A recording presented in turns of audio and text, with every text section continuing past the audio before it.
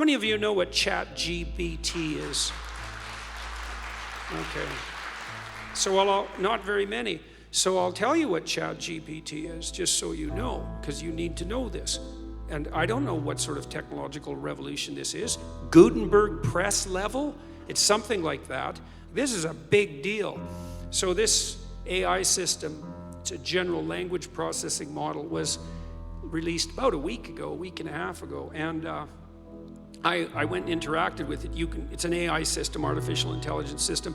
It basically is trained on, well, a massive corpus of spoken or of text. So it's derived its models of the world from the analysis of human speech, essentially. It isn't using real world data yet, but that will be happening certainly within the next year. So, and ChatGPT analyzes a very large corpus of text, and that corpus is growing all the time. Now, it's already sophisticated enough. I went on to it last week and I said, okay, some of you know I've written these books, 12 Rules for Life, and then Beyond Order, 12 more rules, because, you can't have enough rules. And I asked it, this is what I asked it to do. I said, write me an essay that's a 13th rule for Beyond Order, written in a style that combines the King James Bible with the Tao Te Ching. That's pretty difficult to pull off, Any one of those things is hard.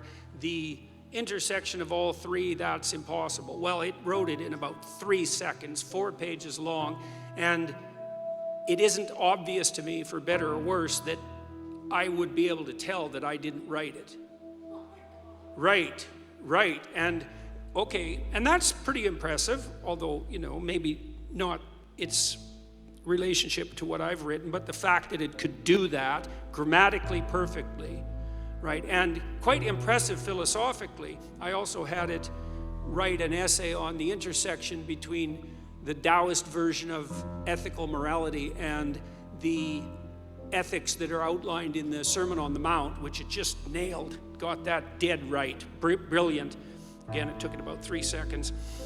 There was a computer engineer who purported to work for Tesla. He asked ChatGPT, he said, look, I work for Elon Musk, but I haven't been doing much for the last week, so I need you to write me 10 bullet points about what I probably would have done as a engineer at Twitter. What 10 things did I do last week that were productive and valuable? And, if you don't mind, write me the accompanying computer code that goes with each project. And it did that too, 3 seconds, and the computer code works. Right, and so, okay, so that's already there. So then a university professor did this. He thought, that's interesting. Any student will be able to write any essay on any topic with ChatGPT. And someone gave it an SAT, by the way, and it scored about as well as the average student in a well-functioning public university. So that's how smart it is. So that's basically an IQ test. He said, write me an essay, gave it a topic, wrote the essay. He said, now grade it. He said, if we can automate the students, we should be able to automate the professors too. And so it provided a complete, comprehensive analysis of its own essay with grade. It wrote, someone else asked it, write the screenplay and describe the characters for the next $900 million Hollywood blockbuster. It's like, bang, plot, characterizations. Then someone else took the descriptions of the actors and said, generate photorealistic computer images for each actor. And all the AI systems could do that. So I'm going to tell you what's going to happen next. This is going to happen this year. So get ready. Okay, so now we have an AI model that can extract a model of the world from the entire corpus of language. All right, and it's smarter than you. And it's going to be a hell of a lot smarter than you in 2 years. So you can get ready for that too. But it's not that smart yet because it's just a humanities professor at the moment. It doesn't test its linguistic knowledge against the real world. That's what a scientist does, right? You come up with a theory that's linguistically predicated and then you throw it against the world and see if it sticks. And then the world tells you whether or not your linguistic construction is valid.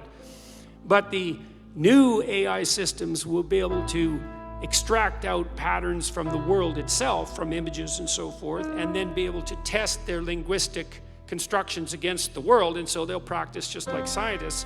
And the most advanced models are going to use text and image and action as well, because they'll be able to model human action.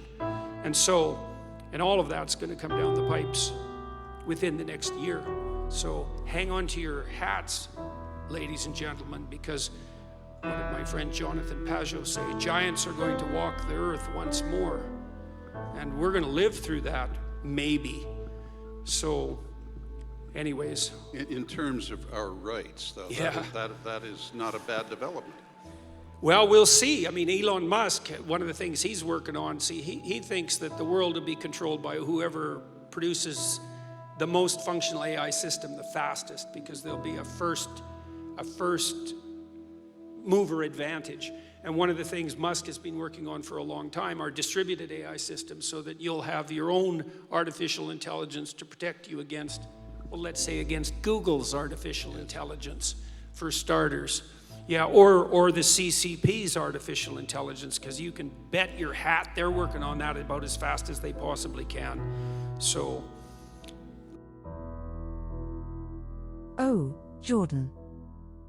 It's true that language models have the ability to process large amounts of text and generate human-like responses. This has led many experts to believe that language models have the potential to be used in a wide range of applications, from language translation to creative writing.